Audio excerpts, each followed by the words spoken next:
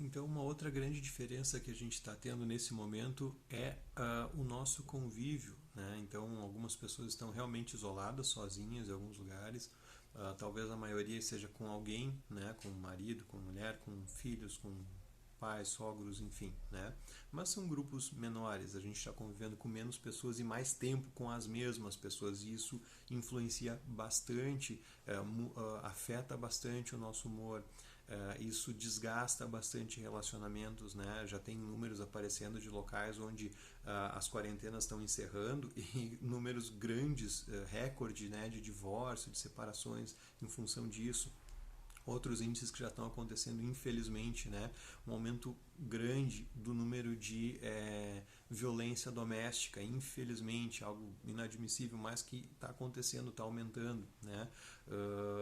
Não é algo aceitável, mas é algo que tem a ver com isso que a gente está falando agora, que é ficar confinado aumenta a probabilidade de desgastes, de discussões, de brigas, de desavenças, né? Os relacionamentos são postos à prova nesse momento.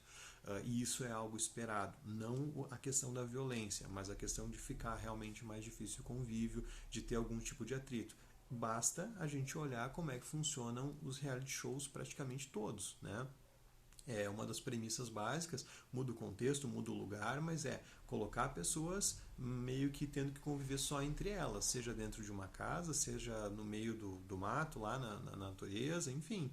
E o que acontece? Conflitos, brigas, desavenças. Então isso tem acontecido bastante, certamente, com as famílias. E é importante saber disso também por aquela questão de não achar que é só comigo, né? Senão a pessoa fica naquela, pô, tu vê, deve estar todas as famílias ali curtindo o momento juntas e nós aqui que deveríamos estar aproveitando, estamos discutindo, a gente não está se entendendo.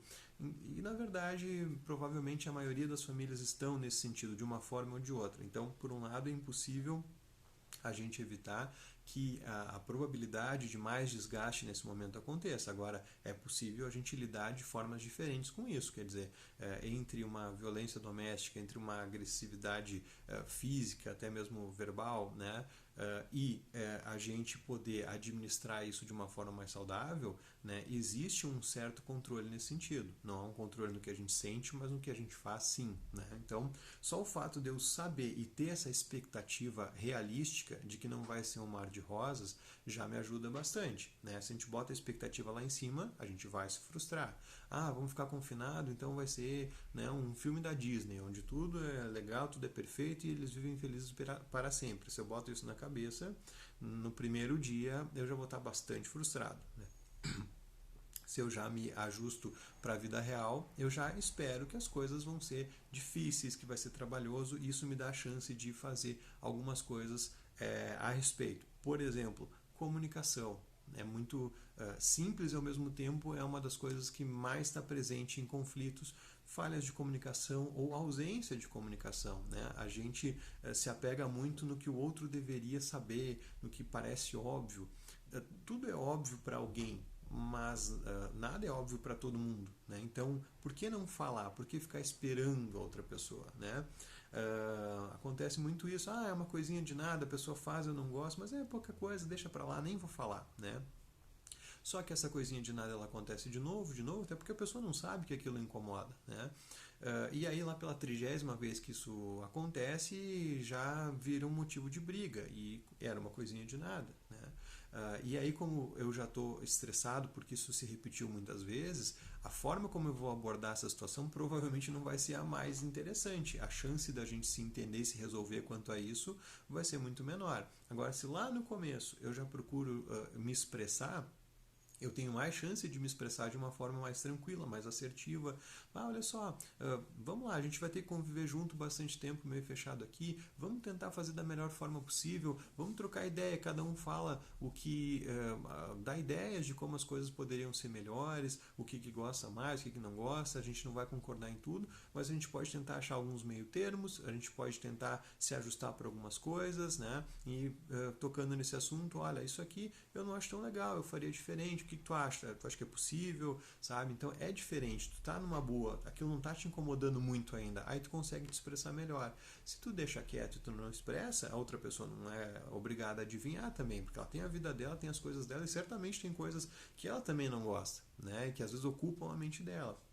E a gente faz muito isso, a gente se ocupa de ficar pensando em como os outros deveriam fazer coisas diferentes e raramente a gente olha como nós poderíamos fazer coisas diferentes também. Mas enfim, isso é outro ponto. Então isso, se a gente tem um diálogo mais aberto, isso facilita. Combinações podem ser importantes também. Todo mundo sente emoções, todo mundo fica estressado, fica com raiva e às vezes a gente se auto-perceber não é tão fácil.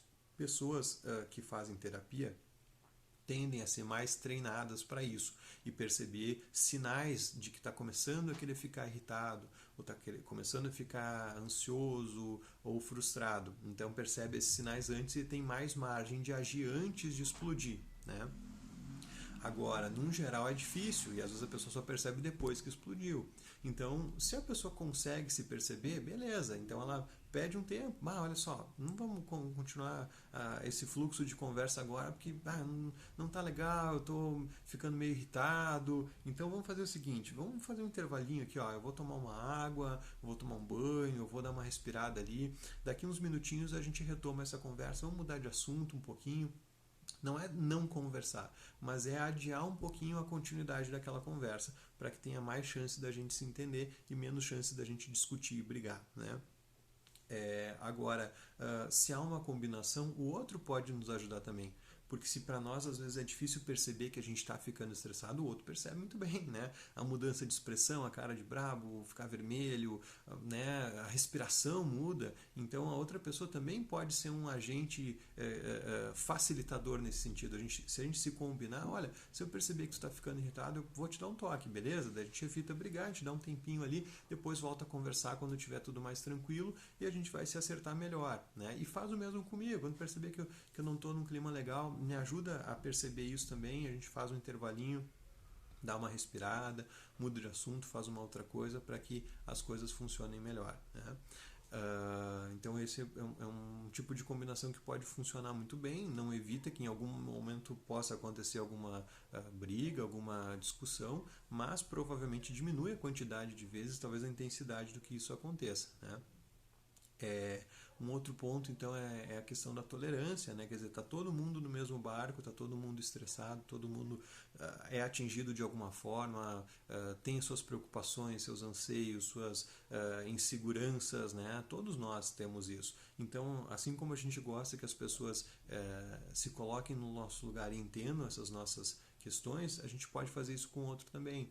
Ter mais paciência, mais tolerância, mais empatia pode ajudar bastante. Já se predispor a isso, acordar de manhã e já pensar, bom, hoje eu vou ter como missão tentar entender o outro antes de qualquer outra coisa, em vez de ficar julgando, criticando. Eu não consigo mudar o outro. Então, o que adianta eu ficar pensando em como a pessoa deveria fazer? Eu posso tentar dialogar e conversar. Se for numa boa, talvez eu consiga ajudar em alguma mudança positiva. Agora, eu consigo mudar a mim. Se a gente se mudar já é difícil, mudar o outro é mais difícil ainda, né? Com as crianças, né, quem tem crianças exige uma tolerância muito maior nesse momento. As crianças ficam confusas, elas ficam com uma rotina totalmente alterada, ficam mais restritas, são cheias de energia.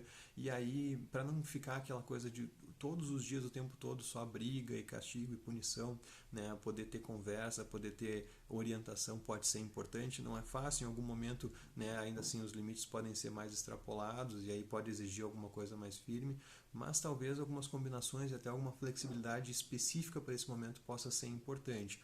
Com as crianças sempre é importante também assim nomear para elas emoções que elas podem estar sentindo.